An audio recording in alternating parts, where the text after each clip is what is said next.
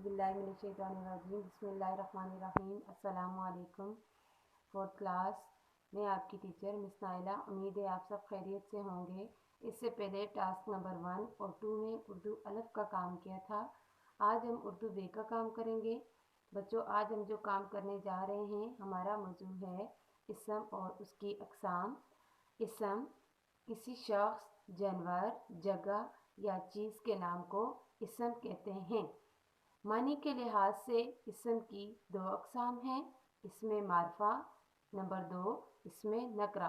इसमें मारफा ख़ास चीज़ के लिए, ख़ास शख्स, ख़ास जगह के नाम के लिए इस्तेमाल होता है। इसमें नकरा आम शख्स, जगह, चीज़ के नाम के लिए इस्तेमाल होता है। अब आते हैं इसमें मारफा। किसी ख़ास शख्स, ख़ास चीज़ या जगह का नाम हो, इसमें मारफा कहलाता है। मसलन अल्लामा इकबाल हमारे कौमी शायर हैं। लाहौर एक तारीख़ी शहर है। ऊपर की मिसालों में अल्लामा इकबाल और लाहौर इसमें मारफा हैं। नंबर 2 अब है इसमें नकरा।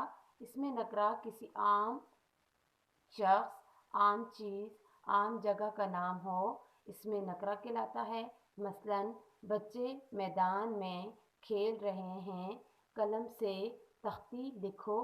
ऊपर की मिसालों में कलम, तख्ती इसमें नकरा है। क्योंकि ये आम चीज़ें हैं तो इसलिए ये इसमें नकरा है। बच्चों, ये था आज का हमारा टास्क नंबर 3। जैसा कि आपको मालूम है कि आपकी उर्दू बी की नोटबुक्स, उर्दू बे की जो नोटबुक्स है वो स्कूल में है। आपने ये तमाम काम लूज़ शीट, रफ शीट पर करना है। टास्क नंबर 4 तक के लिए अल्लाह हाफिज़।